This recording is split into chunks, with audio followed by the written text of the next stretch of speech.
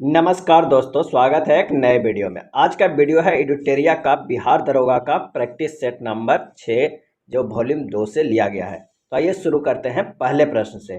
पहला प्रश्न है कि किस राज्य में विधान परिषद का गठन एवं उसकी समाप्ति की जा सकती है। किसी राज्य में विधानसभा का गठन एवं उसकी समाप्ति की जा सकती है और इसका आंसर हो जाएगा बी, संबंधित राज्य की विधानसभा द्वारा पूर्ण बहुमत से पारित प्रस्ताव एवं संसद से पारित विधि के द्वारा।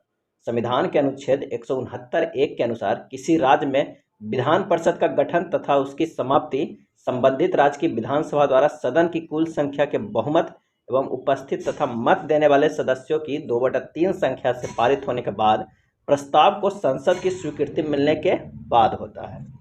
नेक्स्ट है, निम्न में से किस राज्य की राज्यसभा की सीटों की संख्या समान नहीं है। निम्न में से किस राज्य में राज्यसभा की सीटों की संख्या समान नहीं है। आंसर हो जाएगा ए, महाराष्ट्र। भारतीय संविधान के अनुसूची 4 राज्यों के राज्यसभा की सीटें की बंटवारा से संबंधित है। आंध्र प्रदेश, मध्य प्रदेश, गुजरात। 3 राज्यों में राज्य की सभा की सीटों की संख्या 11 है। उत्तर प्रदेश 31, महाराष्ट्र 19, बिहार 16 और पश्चिम बंगाल 16। तो किस राज्य की राज्यसभा की सीटों की संख्या समान नहीं है, तो वो है महाराष्ट्र। जबकि गुजरात, आंध्र प्रदेश और मध्य प्रदेश की यह सेम है, कितना है, 11 है। संसदीय प्रणाली में लेम डक सत्र से तात्पर्य है और इसका आंसर हो जाएगा डी, नई लोकसभा गठन के पूर्व एवं वर्तमान लोकसभा के अंतिम सत्र से है। लेम डक सत्र नई लोकसभा गठन के पूर्व वर्तमान लोकसभा के अंतिम सत्र होता है। वर्तमान लोकसभा के वे सदस्य जो नई लोकसभा हेतु निर्वाचित नहीं हो पाते हैं लेम डक कहलाते हैं। नेक्स्ट है अगला प्रश्न कि बिहार पंचायती राज अधिनियम 206 के अंतर्गत 2 ग्राम सभा की बैठकों के बीच अधिकतम कितनी अवधि के अंतर होनी चाहिए। तो इसका आंसर हो जाएगा बी, 3 माह के। बिहार पंचायती राज अधिनियम 2006 के अनुसार ग्राम सभा की बैठक समय समय पर होने का प्रावधान है, किंतु किन्हीं 2 बैठकों के बीच का अंतराल 3 माह से अधिक नहीं होना चाहिए। नेक्स्ट है किसी अधिनियम के अंतर्गत, मैंने किस अधिनियम के अंतर्गत केंद्रीय बजट को राज्य बजट से अलग किया गया था। आंसर हो जाएगा सी, भारत शासन अधिनियम 1919 के अंतर्गत पहली बार केंद्रीय बजट को राज्य के बजट से अलग कर दिया गया था और राज्य विधानसभाओं को अपना बजट स्वयं बनाने के लिए अधिकृत कर दिया गया था। इस अधिनियम के तहत केंद्र में द्विसदनात्मक विधायिका की स्थापना की गई। इस अधिनियम के द्वारा प्रांतों में द्वैध शासन प्रणाली को लागू किया गया। भारतीय संविधान में तटस्थ न्यायाधीशों की नियुक्ति का प्रावधान है। आंसर हो जाएगा ए, सर्वोच्च न्यायालय में।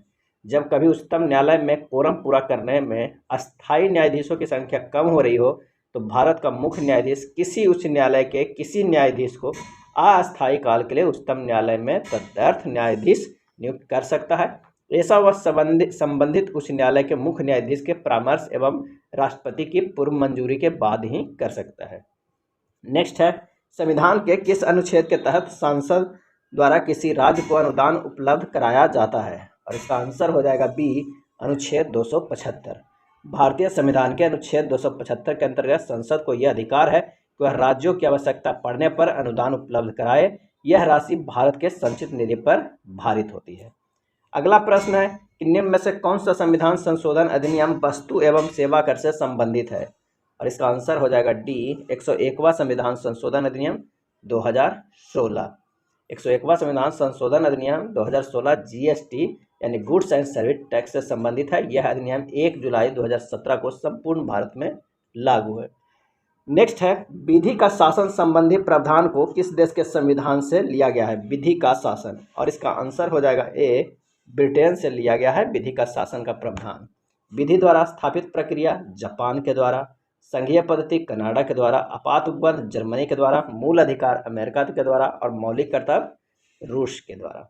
दिए गए विकल्पों में कौन सी भाषा 8वीं अनुसूची में शामिल नहीं है। सही आंसर हो जाएगा डी, इनमें से कोई नहीं। संविधान की 8वीं अनुसूची में सिंधी, नेपाली व मराठी सहित टोटल 22 भाषाएं शामिल है। 21वें सिंधी था। 21वें संविधान संशोधन अधिनियम 1967 में सिंधी को शामिल किया गया था और 71वें संविधान संशोधन में मणिपुरी, कोंकणी और नेपाली को शामिल किया गया था 1992 में। और आखिरी जो संविधान संशोधन हुआ है भाषा में वो है 92वां हुआ था 2003 में, जिसमें मैथिली, संथाली, डोगरी एवं बोडो को शामिल किया गया है। और टोटल कितनी भाषाएं हैं, तो 22 है। विश्व जल संरक्षण दिवस प्रतिवर्ष कब मनाया जाता है। विश्व जल संरक्षण दिवस प्रतिवर्ष कब मनाया जाता है।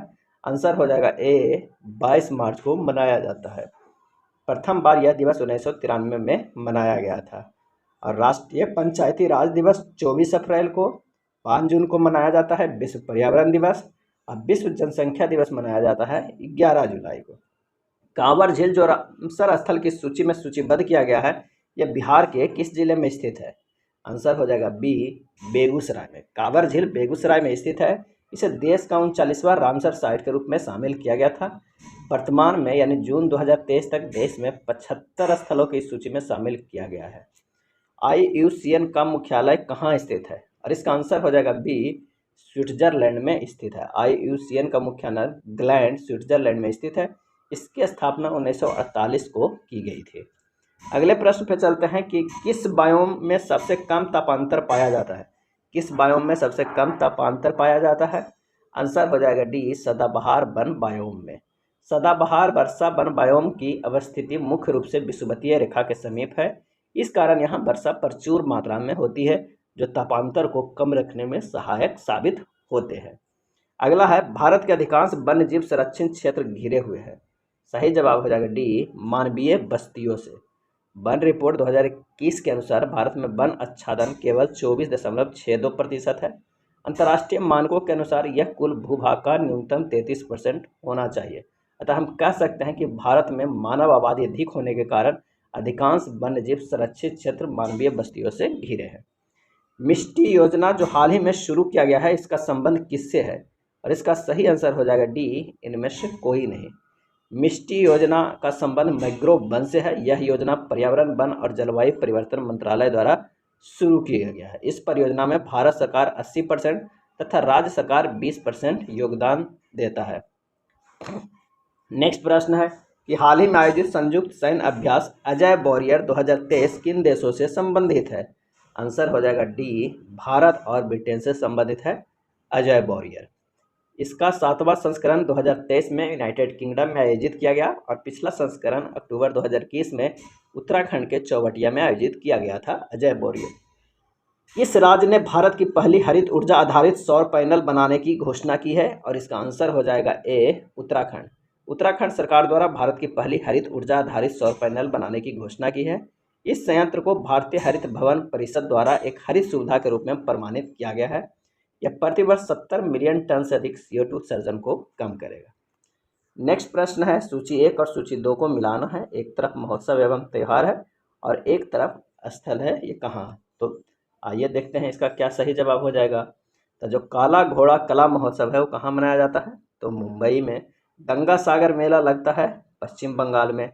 सरहुल महोत्सव जो होता है वो झारखंड में और विज्ञान महोत्सव भोपाल में। इसका जो आंसर हो जाएगा वो हो जाएगा CPQRS। नेक्स्ट प्रश्न है कि संयुक्त राष्ट्र तथा विश्व स्वास्थ्य संगठन द्वारा किसी तिथि को महामारी की तैयारी का अंतर्राष्ट्रीय दिवस मनाने की घोषणा की गई है? किस तिथि को महामारी की तैयारी का अंतर्राष्ट्रीय दिवस मनाने की घोषणा की गई है? आंसर हो जाएगा बी 27 दिसंबर। संयुक्त राष्ट्र तथा विश्व स्वास्थ्य संगठन दोनों ने मिलकर 27 दिसंबर को महामारी की तैयारी का अंतर्राष्ट्रीय दिवस मनाने की घोषणा की है। अक्टूबर 2022 आए शतरंग चक्रवात का नामकरण किस देश द्वारा किया गया है? और आंसर हो जाएगा बी थाईलैंड के द्वारा किया गया है शतरंग चक्रवात का नामकरण। अक्टूबर 2022 को अंडमान और निकोबार द्वीप समूह के अपतटीय क्षेत्र एवं बंगाल की खाड़ी के निकट कम दबाव के क्षेत्र से शतरंग चक्रवात की उत्पत्ति हुई, जिसमें मुख्यतः पश्चिम बंगाल और बांग्लादेश को प्रभावित किया है और इस चक्रवात का नामकरण किया था थाईलैंड देश ने। अगला प्रश्न है कि 17वीं भारत वन स्थिति रिपोर्ट 2021 के अनुसार सर्वाधिक वन आवरण प्रतिशत वाला राज्य कौन सा है? आंसर हो जाएगा ए मिजोरम है। सर्वाधिक वन आवरण वाला प्रतिशत वाला राज्य है वो मिजोरम है और कितना है 84.53%। उसके बाद अरुणाचल प्रदेश आता है, उसके बाद मेघालय आता है। पार्श्व गायिका लता मंगेशकर को भारत रत्न से कब सम्मानित किया गया था? आंसर हो जाएगा बी 2001 में भारत रत्न से सम्मानित किया गया था। लता मंगेशकर का जन्म 28 सितंबर 1929 को इंदौर में हुआ था और मृत्यु 6 फरवरी 2022 को मुंबई में। पद्म भूषण इन्हें मिला था 1969 ईस्वी में। दादा साहेब फाल्के पुरस्कार 1989 में। पद्म विभूषण मिला था 1999 में और भारत रत्न मिला था 2001 में। वैश्विक आतंकवाद सूचकांक 2023 में भारत का स्थान कितना है? और इसका सही आंसर हो जाएगा सी 13वां। वैश्विक आतंकवाद सूचकांक 2023 में भारत का स्थान 13वां है। यह report institute for economics and peace द्वारा तैयार किया गया है। इस सूचकांक में अफगानिस्तान प्रथम स्थान पे है। नेक्स्ट है 32वें बिहारी पुरस्कार 2022 से किसे सम्मानित किया गया, और इसका सही आंसर हो जाएगा ए, डॉक्टर माधव हाडा को 32वें बिहारी पुरस्कार 2022 से सम्मानित किया गया है। पचरंग चोला पहर सखीरे के पुस्तक के लिए सम्मानित किया गया है, और इससे पहले 31वें मिला था वो मधु काकरिया को। अगर 32वें व्यास सम्मान 2022 की बात किया जाए तो ज्ञान चतुर्वेदी को मिला है, और 31वें मिला था असगर बजहत को व्यास सम्मान। नेक्स्ट है निम्नलिखित में से किसे चिकित्सा के क्षेत्र में नोबेल पुरस्कार 2022 से सम्मानित किया गया है 2022 के चिकित्सा के क्षेत्र में, और इसका आंसर हो जाएगा ए, स्वांते पाबो को। नेक्स्ट है G7 शिखर सम्मेलन 2024 का आयोजन कहाँ किया जाएगा।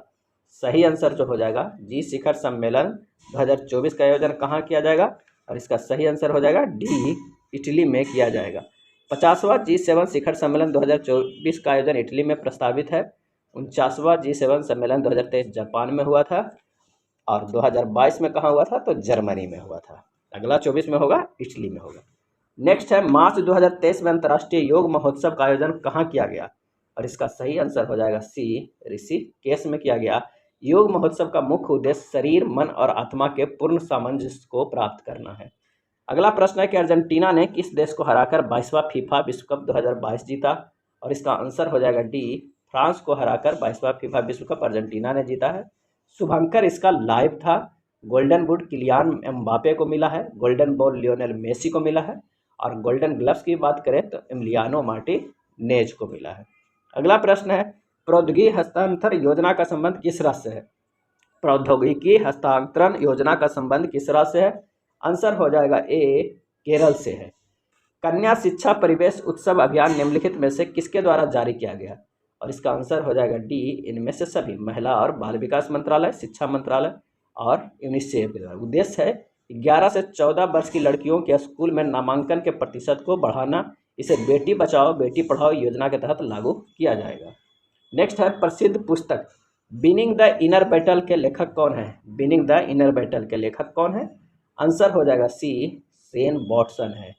द लास्ट हीरोज के पुस्तक के पी साईनाथ है, और इंडो पाक बार 1971 पुस्तक के लेखक हैं जगजीत सिंह एवं शैलेंद्र मोहन।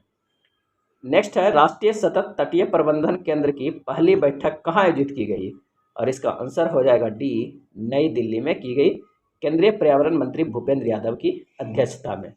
अगला प्रश्न है कि गणतंत्र दिवस परेड 2023 में कुल कितनी झांकियां प्रस्तुत की गई, और इसका आंसर हो जाएगा सी, कितनी झांकियां, सी, 23 झांकियां को कर्तव्य पथ पर आयोजित होने वाले गणतंत्र दिवस परेड 2023 में 23 झांकियों को प्रदर्शित किया गया है। उत्तराखंड की झांकी को सर्वश्रेष्ठ झांकी का पुरस्कार दिया गया है।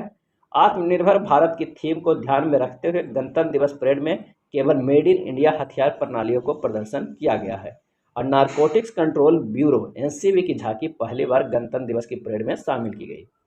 निम्नलिखित में से किस मंत्रालय द्वारा काशी तमिल समागम का आयोजन किया गया है, और इसका आंसर हो जाएगा ए, शिक्षा मंत्रालय के द्वारा। शिक्षा मंत्रालय द्वारा नवंबर 2022 में काशी यानी वाराणसी में 1 महीने तक चलने वाले काशी तमिल समागम का आयोजन किया गया। इसका उद्देश्य तमिलनाडु तथा वाराणसी के बीच प्राचीन ऐतिहासिक और सांस्कृतिक संबंधों को खोज करना है। अगला है फूल ब्रूड रोग से मधुमक्खियों के होने वाली मौतों को रोकने के लिए दुनिया की पहली वैक्सीन के इस्तेमाल की मंजूरी किस देश द्वारा प्रदान की गई है, आंसर हो जाएगा सी, अमेरिका के द्वारा। मई 2023 में किसे विश्व बैंक के अध्यक्ष के रूप में नियुक्त किया गया, और आंसर हो जाएगा ए, अजय बंगा को। भारतीय मूल के अमेरिकी कारोबारी अजय बंगा को 5 साल के कार्यकाल के लिए विश्व बैंक के अध्यक्ष के रूप में नियुक्त किया गया है। नेक्स्ट है अक्टूबर 2022 में राष्ट्रपति ने राज्यसभा के लिए 4 सदस्यों के मनोनीत किया। निम्नलिखित में कौन इनमें शामिल नहीं है, और इसका आंसर हो जाएगा सी, श्री कपिल कापूर। पीटी उषा को खेल में, इलैया राजा को संगीतकार में, और वीरेंद्र हेगड़े को समाज सेवी, और केवी विजेंद्र प्रसाद को फिल्म निर्देशक, इन सभी को राज्यसभा के लिए नामित किया गया है। निम्नलिखित में से किस योजना की शुरुआत की घोषणा केंद्रीय बजट 23-24 में की गई है, और इसका आंसर हो जाएगा डी, इनमें से सभी। ई न्यायालय परियोजना चरण 3, प्रधानमंत्री कौशल विकास योजना 4.0, अमृत धरोहर स्कीम। अगला प्रश्न है कि आर्थिक समीक्षा 2022-23 के अनुसार 2023 से 2027 तक कितने पीएम श्री स्कूलों का निर्माण किया जाएगा? आंसर हो जाएगा डी 14,500 किया जाएगा पीएम श्री स्कूलों का निर्माण, जिसका उद्देश्य है भारत के सरकारी स्कूलों को मॉडर्न बनाना तथा आधुनिक शिक्षा प्रणाली से जोड़ना। निम्नलिखित में से सही विकल्प का चयन करें। तो हो जाएगा इनमें से सभी। केलकर समिति करों में सुधार के लिए, एल.के. झा समिति प्रत्यक्ष कर के लिए, सुखमय चक्रवर्ती समिति मौद्रिक प्रणाली पर पुनर्विचार के लिए है। नेक्स्ट है, वर्तमान में राष्ट्रीय आय की गणना हेतु किस आधार वर्ष का प्रयोग किया जा रहा है? और इसका सही आंसर हो जाएगा बी 2011-12। वर्तमान में भारत सरकार द्वारा 2011-12 के आधार मानकर राष्ट्रीय आय की गणना की जा रही है। आधार वर्ष से तात्पर्य उस वर्ष से है जिसकी कीमतों का आधार मानकर वर्तमान अर्थव्यवस्था में राष्ट्रीय आय की गणना की जाती है। भारतीय मुद्रा का प्रतीक चिन्ह आर को किस वर्ष अपनाया गया था? और इसका सही आंसर हो जाएगा बी 2010 में अपनाया गया था। 15 जुलाई 2010 को वित्त मंत्री प्रणब मुखर्जी के द्वारा प्रोफेसर डी उदय कुमार द्वारा डिजाइन किया गया मुद्रा था। नेक्स्ट है, निम्नलिखित में से कौन अल्प विकसित अर्थव्यवस्था की विशेषता है?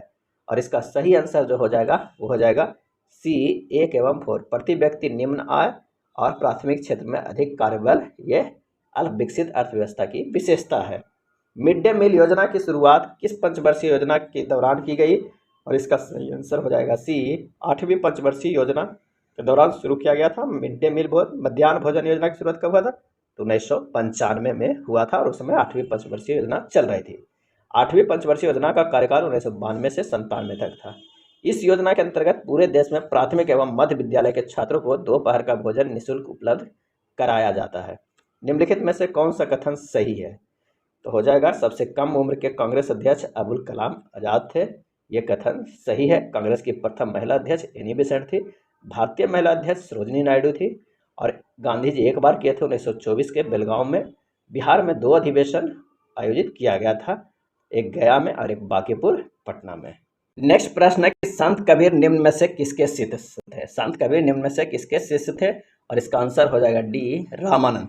रामानंद के कुल 12 शिष्यों में कबीर प्रमुख शिष्य थे। कबीर का जन्म वाराणसी में हुआ था और इनका पालन पोषण जुलाहा दंपत्ति नीरू तथा नीमा ने किया था। भाषाई अखबारों पर प्रतिबंध लगाने के उद्देश्य से ब्रिटिश सरकार द्वारा वर्नाक्यूलर प्रेस एक्ट को कब लागू किया गया था? और इसका आंसर हो जाएगा सी 1878 में वर्नाक्यूलर प्रेस एक्ट को लागू किया गया था। उस समय लॉर्ड लिट्टन के शासनकाल था। यह एक्ट भाषा के आधार पर प्रकाशित अखबारों पर अंकुश लगाने के उद्देश्य से बनाया गया था। अगला प्रश्न है कि निम्नलिखित में कौन भारत का प्रथम मजदूर संगठन था? और आंसर हो जाएगा सी बॉम्बे मिल हैंड एसोसिएशन। बॉम्बे मिल हैंड एसोसिएशन भारत का पहला मजदूर संगठन था। इसकी स्थापना जो हुआ था वो 1890 में नारायण मेघाजी लोखंडे द्वारा किया गया था। मद्रास लेबर यूनियन की स्थापना जो हुआ था 1918 में, AITUC का 1920 में और all India railway men's federation की स्थापना 1924 में हुआ था। नेक्स्ट है, किस घटना के बाद महात्मा गांधी ने असहयोग आंदोलन को अपनी हिमालय जैसी भूल बताई थी? और इसका आंसर हो जाएगा डी चौरी चौरा कांड। भारत में असहयोग आंदोलन का आरंभ 1 अगस्त 1920 को किया गया था और 5 फरवरी 2022 को चौरी चौरा घटना के बाद गांधी जी ने 12 फरवरी 1922 को असहयोग आंदोलन को स्थगित कर दिया था। इस घटना से गांधी जी अत्यधिक आहत थे और उन्होंने असहयोग आंदोलन को हिमालय जैसी भूल बताया था। नेक्स्ट प्रश्न है कि अलाउद्दीन खिलजी के रणथंभौर अभियान के दौरान बिहार के किस शासक ने भाग लिया था? रणथंभौर अभियान के दौरान। और इसका सही आंसर हो जाएगा ए शक्र सिंह। बिहार के शक्र सिंह ने अलाउद्दीन खिलजी के रणथंभौर अभियान के दौरान भाग लिया था। शक्र सिंह दरभंगा का शासक था।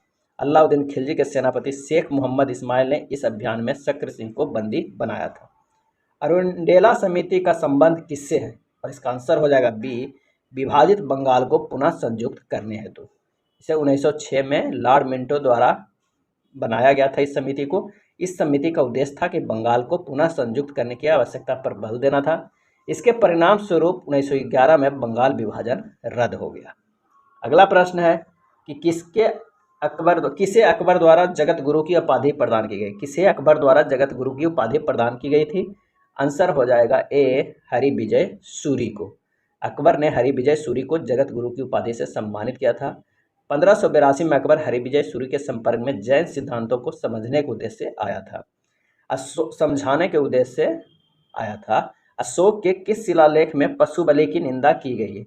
और इसका आंसर हो जाएगा ए प्रथम शिलालेख में पशु बलि की निंदा की गई है और द्वितीय शिलालेख में पशु एवं मानव चिकित्सा व्यवस्था की चर्चा की गई है और पांचवें अभिलेख में धम्म महामात्रों की नियुक्ति की जानकारी दी गई है। किस जेल में जवाहरलाल नेहरू ने डिस्कवरी ऑफ इंडिया पुस्तक की रचना की थी? आंसर हो जाएगा बी, अहमदनगर जेल में। जवाहरलाल नेहरू को भारत छोड़ो आंदोलन के दौरान गिरफ्तार कर अहमदनगर जेल में रखा गया था। इसी जेल में इन्होंने प्रसिद्ध पुस्तक डिस्कवरी ऑफ इंडिया की रचना किए थे। नेक्स्ट है, मोडी लिपि का प्रयोग पहली बार किसके लेखों में किया गया था? मोडी लिपि का, और इसका आंसर हो जाएगा ए, मराठों के। सर्वप्रथम मोडी लिपि का प्रयोग मराठों के लेखों में किया गया था। मराठा साम्राज्य के संस्थापक शिवाजी थे और शिवाजी का जन्म अप्रैल 1627 ईस्वी में हुआ था। नेक्स्ट है, मौर्य काल में परनय किस प्रकार का कर था? परनय, और इसका आंसर हो जाएगा सी, आपातकालीन कर था।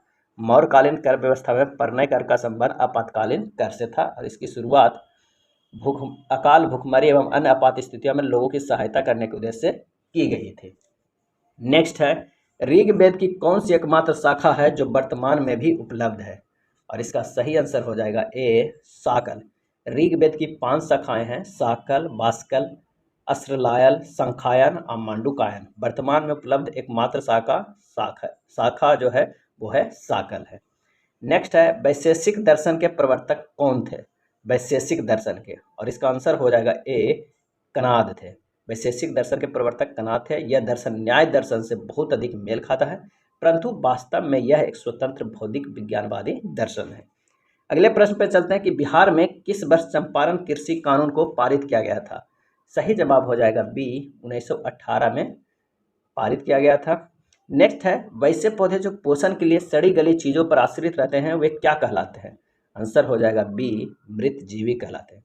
वैसे पौधे जो अपना भोजन सड़े गले कार्बनिक पदार्थों से ग्रहण करते हैं उन्हें मृतजीवी पौधे कहते हैं, जैसे मशरूम।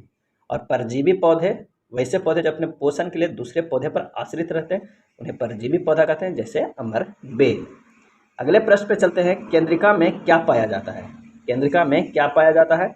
आंसर हो जाएगा डी, प्रोटीन, आरएनए तथा डीएनए केंद्रिका में पाया जाता है। अगला है, निम्नलिखित में से कौन प्रोटोजोआ जनित रोग है? निम्नलिखित में से कौन प्रोटोजोआ जनित रोग नहीं है? और इसका सही आंसर जो हो जाएगा वो हो जाएगा डी, गलसुआ। गलसुआ रोग का कारक ममस वायरस है। इस रोग से लार ग्रंथि प्रभावित होती है। मलेरिया, कालाजार, पेचिस तथा पायरिया प्रोटोजोआ जनित रोग है।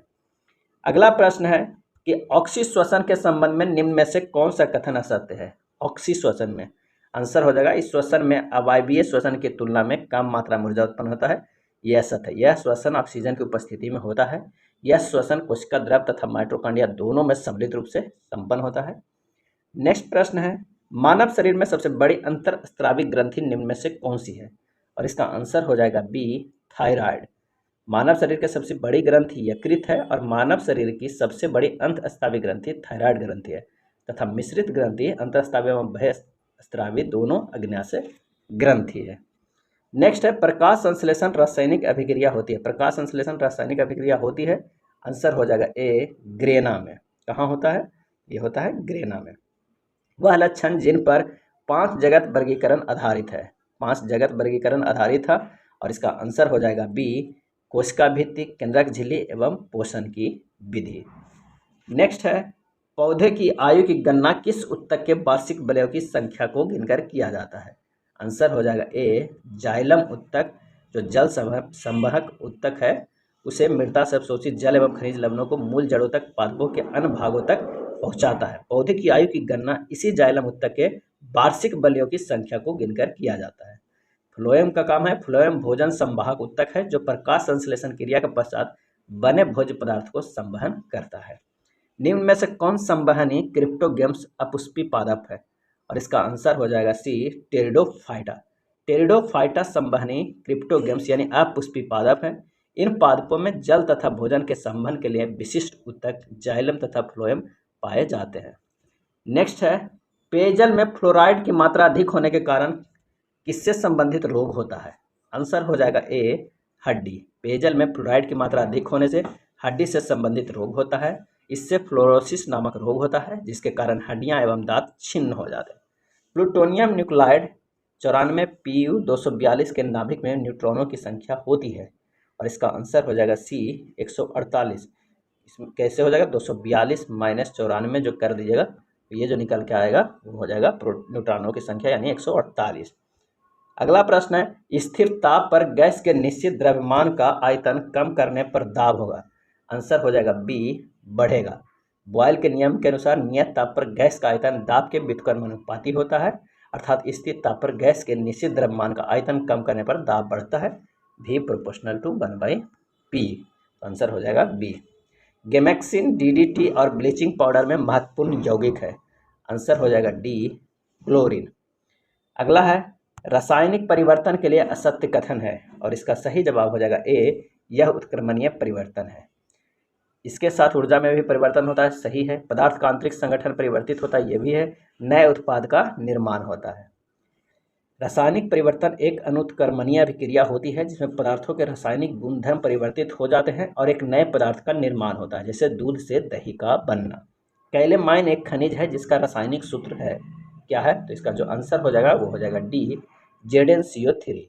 कैलेमाइन जस्ते का अयस्क है और रासायनिक सूत्र ZnCO3 होता है। इसका उपयोग त्वचा संबंधी रोगों के उपचार में किया जाता है।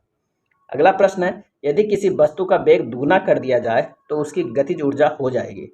आंसर हो जाएगा डी, 4 गुनी। किसी वस्तु का वेग दुगुना कर दिया जाए तो उसकी गति ऊर्जा 4 गुनी हो जाएगी, क्योंकि गति ऊर्जा बराबर हम लोग जानते हैं काइनेटिक एनर्जी बराबर हाफ mv²। अगर v दुगुना करेंगे तो स्क्वायर में है तो ये 4 गुना हो जाएगा। नेक्स्ट है, H2SO4 का परमाणुकता कितना होगा? और इसका सही आंसर हो जाएगा डी, 7। परमाणुकता यानी एटोमिसिटी एक तत्व के अणु में उपस्थित परमाणुओं की कुल संख्या है। सल्फ्यूरिक अम्ल H2SO4 में 2 हाइड्रोजन, 1 सल्फर तथा 4 ऑक्सीजन परमाणु शामिल है, इसलिए सल्फ्यूरिक अम्ल की परमाणुकता जो होगी वो 7 होगी। नेक्स्ट है, पृथ्वी पर किसी वस्तु का पलायन वेग चंद्रमा पर उस वस्तु के पलायन वेग से होगा? और इसका आंसर हो जाएगा बी, अधिक। नेक्स्ट है, सौर सेल बनाने के लिए कौन सा पदार्थ उपयोग किया जाता है? और इसका आंसर हो जाएगा डी, सिलिकॉन का उपयोग किया जाता है। प्रतिध्वनि सुनाई देती है? प्रतिध्वनि सुनाई देती है, और इसका जो आंसर हो जाएगा वो हो जाएगा बी, ध्वनि तरंगों के परावर्तन के कारण। सह्याद्री के नाम से निम्नलिखित में से कौन जाना जाता है? आंसर हो जाएगा बी, पश्चिमी घाट जाना जाता है सह्याद्री के नाम से। भारत और नेपाल के मध्य कौन सी नदी सीमा बनाती है? और इसका आंसर हो जाएगा सी, काली नदी। नेक्स्ट है, भारत के उत्तरी मैदान में शीतकाल में वर्षा किस कारण से होती है? आंसर हो जाएगा ए, पश्चिमी विक्षोभ से।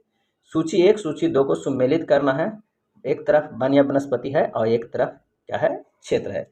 आइए देखते हैं कौन सा सुमेलित हो रहा है। तो उष्ण कटिबंधीय वन जो है वो क्या है, साइलेंट वैली। अल्पाइन वन जो है अरुणाचल प्रदेश। पतझड़ वन की बात करते हैं तो वो राजस्थान में। और शंकु वृक्ष वन जो है वो है हिमाचल प्रदेश में। आंसर हो जाएगा सी, 3, 2, 1, 4। अगला प्रश्न है कि कोरबा कोयला क्षेत्र किस राज्य में स्थित है? कोरबा कोयला क्षेत्र, आंसर जो हो जाएगा कोरबा कोयला क्षेत्र कहाँ है? इसका जो सही जवाब हो जाएगा वो हो जाएगा डी, छत्तीसगढ़ में। निम्नलिखित में से कौन जीवाश्म ईंधन नहीं है? और आंसर हो जाएगा डी, लकड़ी। जीवाश्म ईंधन करोड़ों वर्ष पूर्व या मृत जानवर और पेड़ पौधे के अवशेष से बने होते हैं। कोयला, डीजल, पेट्रोल, केरोसिन ये सब आते हैं जीवाश्म में। लकड़ी एक ठोस जैव ईंधन है। शून्य अक्षांश तथा शून्य अंश दशांतर मिलते हैं। शून्य अंश अक्षांश तथा शून्य अंश दशांतर मिलते हैं, कहाँ मिलते हैं? आंसर हो जाएगा ए, अटलांटिक महासागर में। अगुलहास जलधारा किस महासागर में प्रवाहित होने वाली जलधारा है? आंसर हो जाएगा ए, हिंद महासागर में। अगुलहास धारा हिंद महासागर में बहने वाली गर्म जल धारा है। हैली नामक धूमकेतु का परिक्रमण काल है? और इसका आंसर हो जाएगा सी, 76 वर्ष है हैली नामक धूमकेतु का क्या है, परिक्रमण काल। विश्व ग्लोब के निर्माता हैं? विश्व ग्लोब के निर्माता कौन है? इसका जो आंसर हो जाएगा वो हो जाएगा बी, मार्टिन बेहम। विश्व ग्लोब के निर्माता है मार्टिन बेहम। अगला है, चर्चित पुस्तक अर्थशास्त्री गांधी में लेखक कौन है? और इसका सही आंसर जो हो जाएगा वो हो जाएगा बी, जयतीर्थ राव। जयतीर्थ राव ने 2022 में महात्मा गांधी के आर्थिक विचारों पर अर्थशास्त्री गांधी पुस्तक लिखा है। यह पुस्तक महात्मा गांधी के आर्थिक दर्शन पर आधारित है। 2011 की जनगणना के अनुसार भारत में पुरुष साक्षरता दर, और इसका सही आंसर हो जाएगा सी, 80.9% और महिला साक्षरता दर जो है वो है 64.6% है। और भारत की कुल साक्षरता दर जो है वह 63.63% है। नेक्स्ट है, कच्चे तेल का सर्वाधिक उत्पादन किस राज्य में होता है? आंसर हो जाएगा डी, राजस्थान में होता है, उसके बाद गुजरात, उसके बाद असम में कच्चे तेल का सर्वाधिक उत्पादन की बात है। नेक्स्ट है, केंद्रीय गंगा प्राधिकरण की स्थापना किस वर्ष की गई थी? और इसका आंसर हो जाएगा डी, 1985 ईस्वी में किया गया था। निम्नलिखित में से कौन खाद्य श्रृंखला का सही क्रम है? आंसर हो जाएगा सी, घास, उसको कीट, कीट में मेढक, मेढक सर्प और सर्प के बाद गड़बुड़। अगला है, 5 के प्रथम 8 गुणजों का योगफल क्या होगा? 5 के प्रथम 8 गुणजों का योगफल क्या होगा? यानी 5 प्लस 10 प्लस इस तरह करेंगे, 8 कहाँ तक जाएगा? 40 तक। और इसे जब ऐड करेंगे तो फार्मूला होता है n प्लस 1/2, जो हमारा निकल के आ जाएगा वो हो जाएगा सी, 180। 7 नारंगियों का क्रय मूल्य 6 नारंगियों के विक्रय मूल्य के बराबर है, तो लाभ प्रतिशत कितना होगा? यानी 7 CP बराबर है 6 SP, तो CP बटा SP बराबर हो जाएगा 6/7, तो लाभ परसेंट बराबर हो जाएगा 7 - 6/6 गुना 100, तो जो हमारा निकल कर आ जाएगा वो 16.2/3। आंसर हो जाएगा डी। अगला है, दी गई श्रृंखला में अगली संख्या ज्ञात करें। तो 6 क्या है? तो 2 के स्क्वायर प्लस 2 करेंगे तो 6 हो जाएगा। 12 किस तरह लिखा हुआ है? 3 के स्क्वायर प्लस 3 है। उसी तरह 21 लिखा हुआ है, 4 के स्क्वायर प्लस 4 है। 5 हो जाएगा, 25 प्लस 4 के स्क्वायर प्लस 5 है, और 5 के स्क्वायर प्लस 7 है, यानी 2 3 5 7 जो हमारा है इस तरह जा रहा है। 7 होगा 5 के स्क्वायर प्लस 7। उसके बाद अगला जो होगा वो 6 के स्क्वायर प्लस 7 के बाद क्या होता है? ये 11, यानी जो हमारा टर्म में होगा वो 11 जुटेगा इसमें। 6 के स्क्वायर प्लस 11 तो हो जाएगा कितना? 47। नेक्स्ट क्या है? 7 के स्क्वायर होगा प्लस 13 जुटेगा, तो आंसर हो जाएगा 62। इसका जो सही आंसर हो जाएगा ए, 62, यानी 2 3 5 7 11 13, यानी जो वो संख्या जो सिर्फ एक से कटता है, खुद से कटता है, उसका सीरीज चल रहा है। तो जो आंसर हो जाएगा ए, 62। एक समबाहु त्रिभुज की प्रत्येक भुजा की लंबाई 4√3 सेंटीमीटर है, तो उसके अंतःवृत्त का क्षेत्रफल कितना होगा? समबाहु त्रिभुज के अंतःवृत्त की त्रिज्या जो होता है आर बराबर होता है a/2√3 होता है। ए दिया हुआ है 14√3 और 2/√3 से भागा दीजिएगा तो आंसर आ जाएगा आर बराबर 7। अंतःवृत्त का क्षेत्रफल जो होता है वो πr² होता है, तो निकल कर आ जाएगा 154 सेंटीमीटर स्क्वायर। नेक्स्ट है, 15,000 रुपये पर 2 वर्ष के चक्रवृद्धि ब्याज और साधारण ब्याज का अंतर 96 रुपये है, तो ब्याज का वार्षिक दर क्या होगा? तो डी बराबर होता है अंतर, मतलब डी बराबर P/R/100 के स्क्वायर। यहाँ पर डी 96 दिया हुआ है, तो आर हमारा निकल कर आ जाएगा 8%। आंसर हो जाएगा बी। ये था बिहार दरोगा के एडिटोरिया के वॉल्यूम 2 के प्रैक्टिस सेट नंबर 6। अगर वीडियो अच्छा लगा हो तो प्लीज़ लाइक एंड शेयर कर दीजिएगा। धन्यवाद।